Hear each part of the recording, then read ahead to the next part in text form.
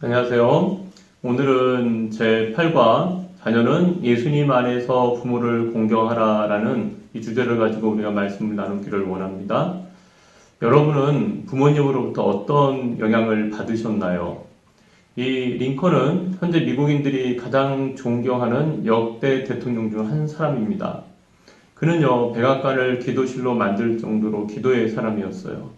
그러나 이 링컨은요, 그냥 만들어진 것은 아니었습니다. 링컨 뒤에는 바로 기도하는 어머니가 있었습니다. 그래서 이 링컨이 고백하기를요, 나의 생활 전부와 또 내가 이렇게 되기까지는 어머니의 신앙과 기도 때문이고, 앞으로 나의 생활 전부도 오직 천사 같은 어머니에게 빚진 것이다 라고 고백을 하고 있습니다. 현재 나의 모습은요, 과거의 경험과 관련이 있습니다. 여러분의 어린 시절을 떠올려 보십시오. 부모님과의 관계는 어떠했나요?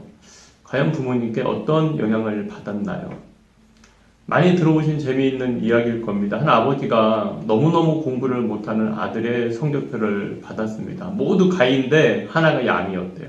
이 아버지가 아들을 붙잡고 진지하게 말했습니다. 얘야, 너무 한 과목만 집중해서 파지 말거라. 이런 아버지만 있다면 공부를 못해도 얼마나 행복하겠어요. 하지만 실제로 우리의 삶 가운데는 부모님에 대한 아름다운 추억만 있는 사람은 그렇게 많지 않습니다. 부모님에 대해서 쓴뿌리나 상처를 간직하고 있는 사람들이 너무나 많이 있다는 거예요. 그런데 문제는 이 부모님과의 관계가 원만하지 못하면요, 이상하게 그것이 결혼하고 나서 부부 사이에도 부정적인 영향을 미치고요, 또한 자녀들과의 관계도 그렇다는 거죠. 그래서 우리가 지금부터 우리가 주 안에서 어떻게 부모를 공경해야 하는지, 또 우리 안에 있는 그런 죄의 쓴뿌리들을 어떻게 제거해야 되는지를 우리가 한번 살펴보고자 합니다. 그래서 첫 번째 우리가 깨달을 수 있는 것은요, 십자가의 사랑으로 순종해야 된다는 거예요. 여러분은 부모님과의 관계를 어떻게 맺고 있습니까? 성경에서는요, 그 부모님과의 관계를 축복과 저주의 관계라고 이야기합니다. 에베소서 6장 1절부터 3절 말씀에 보면은요, 자녀들아, 주 안에서 너희 부모에게 순종하라. 이것이 옳으니라. 내 아버지와 어머니를 공경하라. 이것은 약속이 있는 첫 계명이니 이로써 내가 잘되고 땅에서 장수하리라. 축복의 관계에 대해서. 그럼 신명기 27장 16절에서는요, 그의 부모를 경홀히 여기는 자는 저주를 받을 것이라 할 것이요 모든 백성은 아멘할지니라. 그래서 우리가 여기에도 있는 것처럼 부모님과의 관계를 어떻게 맺느냐에 따라서 축복을 받기도 하고 저주를 받기도 한다는 거예요. 그래서 부모는요, 자녀에게 보이지 않는 하나님을 대신하는 사람입니다. 그러므로 가정이 행복해지려면요, 부모의 축복을 회복해야 된다는 거예요. 그러므로 하나님께서 자녀에게 주신 명령이 주 안에서 부모에게 순종하라라는 그 의미는요, 바로 예수 그리스도의 십자가 안에서 순종하라는 말입니다. 이것이 기독교와 유교의 다른 점입니다. 유교에서는 효도가 마땅한 도리고 법입니다. 그러니까 마음으로 하고 싶지 않아도 해야 되는 일이죠. 그러나 이 기독교는요, 효도가 진정한 용서와 사랑이라고 가르칩니다. 즉, 마음의 중심으로부터 효도와 사랑을 말하는 것이죠. 그럼 부모님께 순종하는데 왜 십자가의 은혜와 사랑이 필요할까요? 부모님을 사랑하는 일조차 우리 힘으로는 안 되는 문제들이 순간순간 많이 있기 때문에 그러는 거예요. 그러니까 자녀들에게는 부모들로부터 받은 쓴뿌리가 있습니다.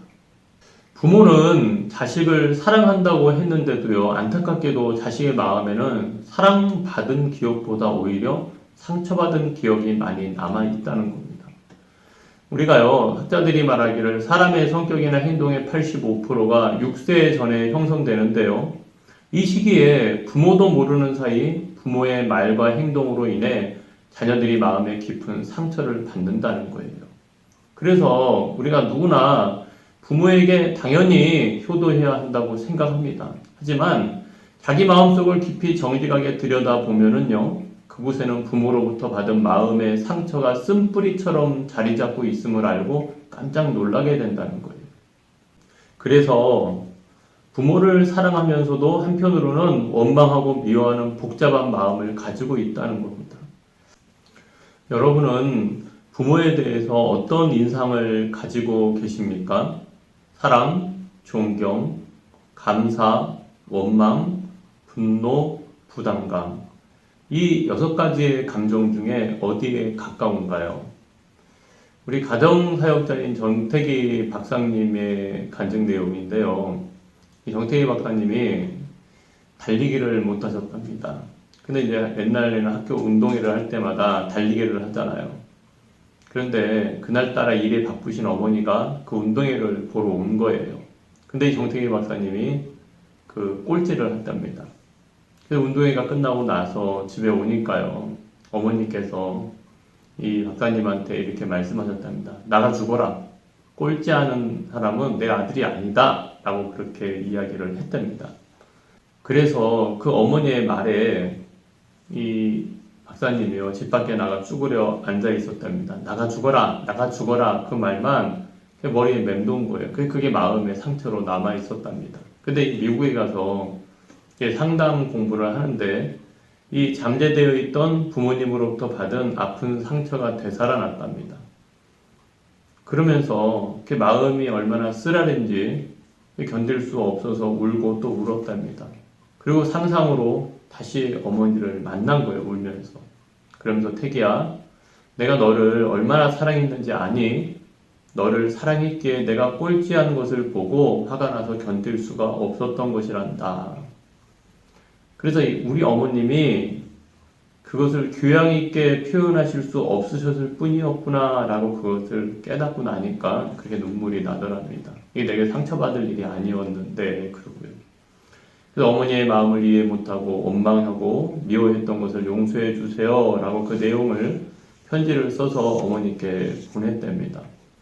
어머니는 글자를 읽지 못하니까요. 그 이모가 읽어준 편지를 듣고서 내가 내 아들의 마음에 멍이 들게 하였구나. 나를 용서해라 하고 종일 우셨답니다.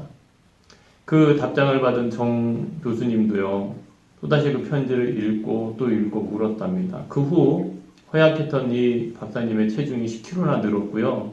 지지부진했던 학위 논문도 무사히 마칠 수 있었다고 합니다. 우리가요, 이 하나님의 사랑을 가장 닮은 것이 부모의 사랑입니다. 하지만 이 부모님도 인간이기에 인간이 근본적으로 죄인일 까닭에 부모의 사랑도 병들 수밖에 없다는 거죠. 그래서 마음은 사랑인데 결과는 상처일 때가 많다는 거예요. 때론 마음은 그렇지 않은데 그 박사님의 어머님처럼 말이, 표현이 그렇게 되지 못할 때도 많이 있다는 거죠. 그래서 상처는 상처 있는 사람이 상처를 주는 법이죠. 그러니까 부모님도 누군가로부터 상처를 받았기 때문에 자녀들에게 의도하지 않은 상처를 주게 된다는 겁니다. 그래서 상처는 부모가 주었어도요, 풀기는 자녀가 풀어야 합니다. 왜냐하면 상처를 준 부모는요, 그 사실조차 모를 때가 많기 때문에 그러는 거예요. 도리어 자녀가 상처받았습니다 라고 이야기를 하면은 거기에 대해서 놀라거나 섭섭해하는 것이 그 부모의 마음이라는 거죠. 그게 그렇게 상처받을 일인가?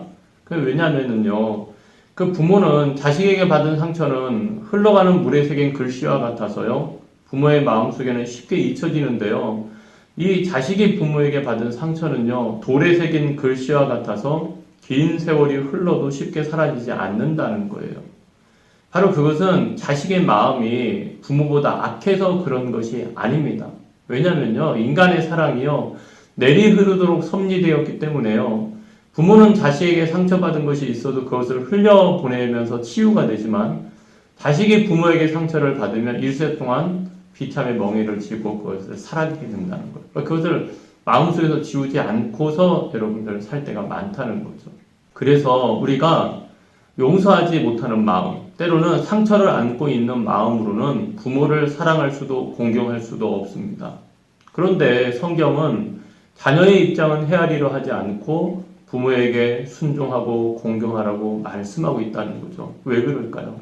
바로 이 성경은요, 하나님의 자녀라 불리움은 우리들에게 주어졌기 때문에 그렇습니다. 그래서요, 나에게 상처를 준 부모를 사랑할 수 있는 능력이 나에게는 없지만 하나님의 은혜로는 그것이 가능하기 때문에 그렇습니다. 그래서 우리가 두 번째 중요한 게 있습니다. 예수님의 사랑으로 용서하고 사랑해야 한다는 거예요. 이 부모님과의 쓴뿌리를 해결할 수 있는 거는요, 먼저 우리 자신이 미처 깨닫지 못하는 엄청난 사랑을 받아왔음을 알아야 됩니다. 그러니까 신앙인들은 먼저는 영적으로 하나님 앞에, 그리고 또 부모님 앞에, 우리가 참 많은 사랑을 받았어. 그거를 기억해야 된다는 거예요. 그래서 자녀는요, 부모가 준 조그만 상처까지도 기억하지만요, 부모는 자녀들이 준 큰 상처도 잊어버립니다. 이것이 부모와 자녀의 차이입니다. 82세 된 노인이 52세 된 아들과 거실에 마주 앉아 있었답니다. 그때 까마귀 한 마리가 창가의 나무에 날아와 앉았습니다.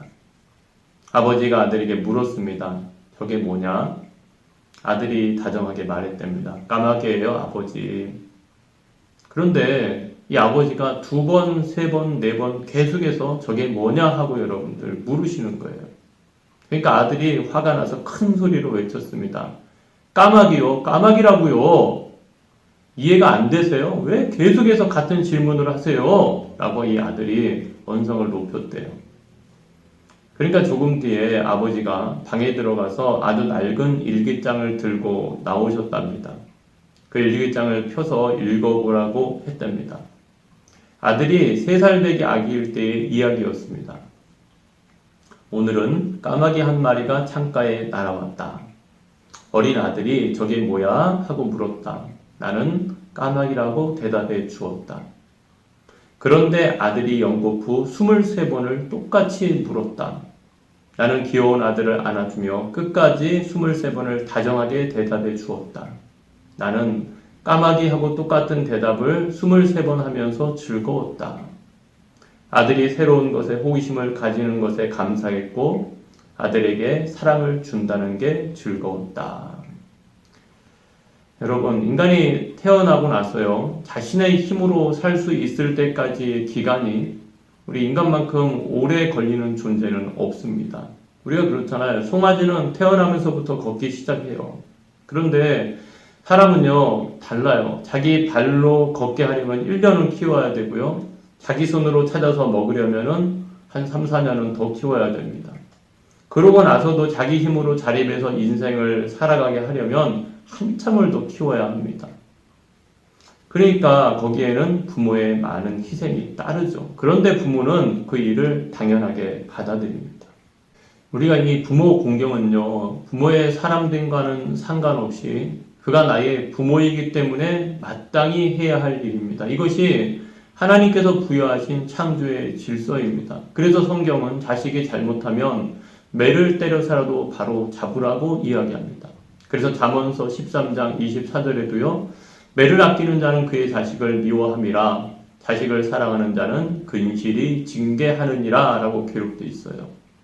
그러나 어느 곳에서도 그 부모가 올바르지 않을 때 그 부모를 무시해도 된다고 가르치지는 않았습니다. 그래서 신명기 27장 16절에 그의 부모를 경홀히 여기는 자는 저주를 받을 것이라 할 것이요 모든 백성은 아멘할지니라 라고 여러분들 기록되어 있는 거예요.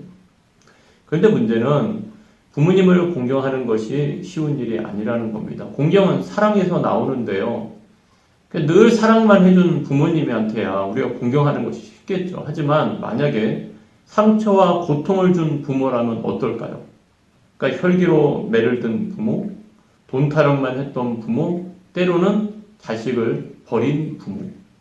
그런 여러 가지 경우 상처를 준 부모라도 우리는 어떻게 해야 될까요? 성경에서는 용서하라고 여러분 이야기합니다.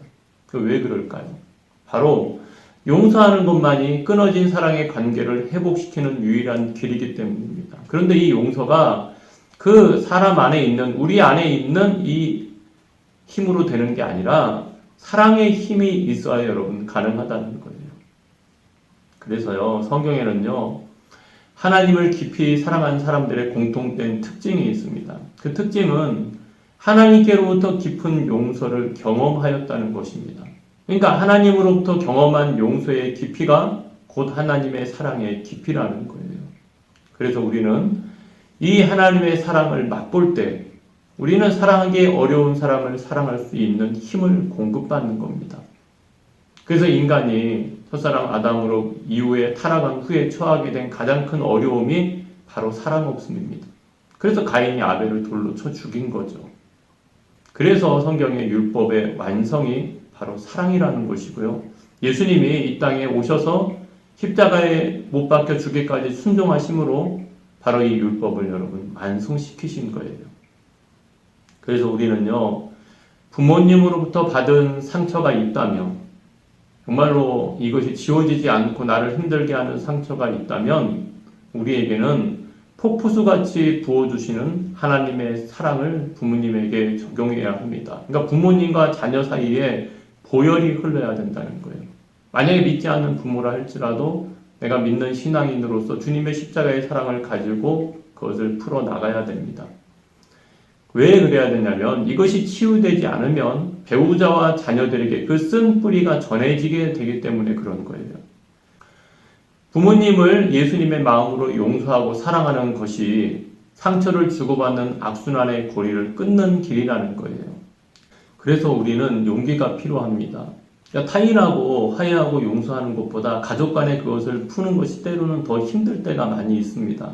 하지만 정말로 진심 어린 사과와 용서는 부모와 자녀 사이에, 부부 사이에, 가족관계 안에서 먼저 이루어져야 된다는 것을 기억해야 됩니다. 근데 여기서 한 가지 주의할 게 있습니다. 우리에게는 내가 부모를 용서해 주면 혹은 효도를 하면 우리의 부모가 새롭게 변하여서 좋은 부모가 될 것이라는 환상이 있습니다. 하지만 그러나 그것은 그렇지가 않습니다. 부모가 자녀가 큰 결심을 해서 한두 번 따뜻하게 해드렸다고 해도 그것을 크게 받아들이거나 자녀가 아무리 아파해도 그 아픔에 대해서 깊이 생각하지 않을 수도 있습니다. 하지만 우리가 부모님의 그런 태도 때문에 실망하고 주저앉으면 관계 회복이 이루어지지 않습니다. 그래서 우리는 우리 자신이 원하는 대로 변하지 않아도 그저 그 모습 그대로 살아가더라도 받아들여야 합니다. 우리가 하나님의 사랑 때문에 사랑하는 것이지 부모님들이 달라질 것을 조건으로 그것을 전제로 효도하는 것이 아님을 늘 마음에 새겨야 한다는 겁니다. 그래서요, 그럼 왜 우리는 꼭 그렇게 해야 될까요? 바로 부모를 공경하는 인생을 살 때 최고의 혜택을 보는 사람은 여러분의 부모가 아니라 여러분 자신이기 때문에 그러는 거예요. 왜냐면요, 부모를 진심으로 용서하고 사랑할 때 가장 큰 유익은 바로 자신의 마음이 자유롭게 되고 자신의 영혼이 아름답게 되는 것이기 때문입니다.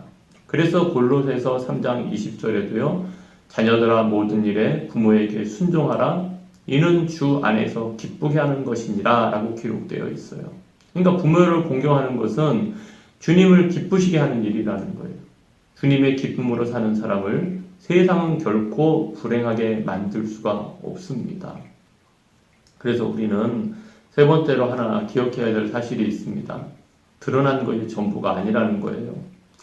자녀들이 살아가면서 모르는 사실 하나는 뭡니까? 바로 부모님은 자신의 마음에 있는 모든 것을 자녀에게 표현하지 않는다는 겁니다.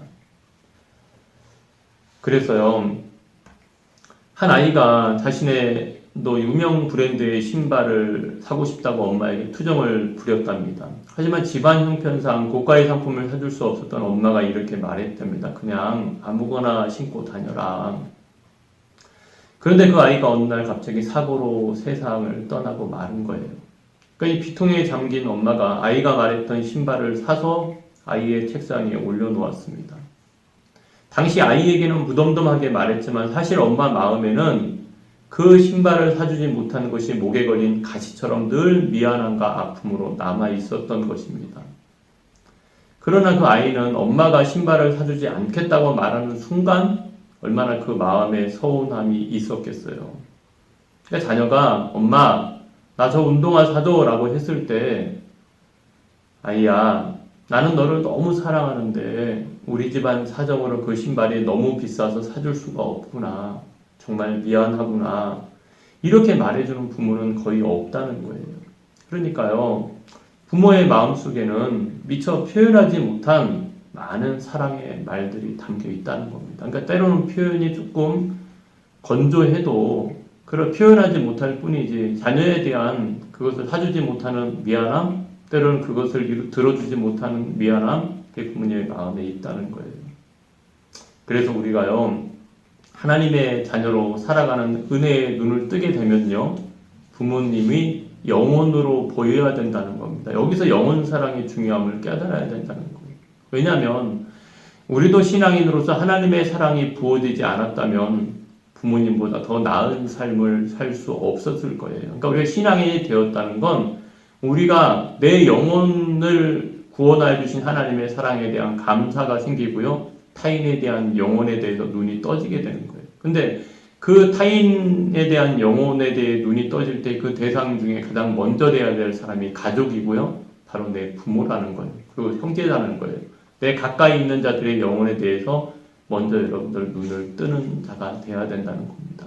그래서 우리는 부모님께 받은 상처보다요, 늘 하나님께 받은 사랑이 더 크다는 사실을 기억하시기 바랍니다. 그리고 부모를 용서하고 사랑할 수 있는 힘이 우리 자신에게는 없습니다. 오직 하나님만이 그 힘을 주신다는 거예요. 부모를 사랑하는 일이 어려울 때마다 그리스도의 십자가를 생각하십시오. 이 은혜를 받은 우리들이 가정의 회복을 위해 썩는 하나의 미랄이 될 때 하나님께서 영광을 받으실 것입니다. 여러분, 조금 전체적인 내용이 부정적이라고 생각되십니까? 하지만 중요한 것은 우리의 마음 안에 이러한 불편한 부분들이 분명히 자리 잡고 있다는 겁니다. 물론 때로는 부모님이 돌아가시고 이제는 다시 만날 수 없을 경우에 때로는 우리가 눈물을 흘리기도 하고 그리워하기도 하고 후회하기도 합니다. 하지만 실상 지금 살아계신 부모님, 때로는 더 나아가서는 시부모님의 관계라든지 우리가 관계를 맺고 있는 그런 관계를 좀 더 넓혀본다면 그 가운데 분명한 여러분들 어려움, 때로는 내가 차마 이렇게 말씀을 보았어도 당장 부모님 앞에 가서 표현할 수 없는 그런 마음들이 분명히 여러분들 있을 겁니다. 하지만 오늘도 우리가 이것을 살펴보는 것은 결국 우리 영혼의 자유함을 얻기 위함이라는 것을 여러분 깨달으시고요. 하나님 앞에 기도하시면서 정말 하나님이 내게 주신 그 영혼 사랑, 그 마음으로 정말로 부모를, 내 가족을 더 사랑할 수 있는 그런 우리가 되었으면 좋겠습니다. 그래서 우리가 행복 따지기 해보는데요. 부모님과의 추억 중에서 지금까지 나의 마음을 가장 따뜻하게 한 기억은 무엇입니까? 한번 좋았었던 그 기억들을 한번 우리가 떠올려 봤으면 좋겠습니다. 그리고 두 번째는요, 여러분이 부모로부터 받은 마음의 상처에 대해서 한번 또 돌아보기 바랍니다. 그리고 그것이 내 삶에 지금 어떤 영향을 미치고 있는가라는 것이죠. 자, 좋았을 때, 그리고 이제 또 한 부분은 좋지 않았을 때. 그럼 무엇이 더 내 마음을 사로잡고 있는가? 그리고 세 번째로는요, 여러분은 여러분의 부모님을 용서하셨습니까? 부모님을 주님의 사랑으로 사랑하십니까? 내 부모님이 믿는 부모님이든지 믿지 않는 부모님이든지 정말로 주님의 사랑으로 사랑할 수 있는 그런 제가 여러분이 되기를 간절히 축복합니다. 네, 그래서 오늘 강의는 여기까지고요. 오늘은 자녀가 부모에 대해서 말씀을 살펴보았다면 다음 주에는 부모가 자녀에 대해서 어떻게 해야 되는지를 또 같이 살펴보고자 합니다. 한 주간도 하나님이 우리에게 부어주시는 폭포수 같은 은혜와 사랑으로 우리의 영혼이 주님 안에서 즐거워하고 기뻐하는 정말로 자유할 수 있는 그런 한 주간이 되기를 축복합니다. 감사합니다.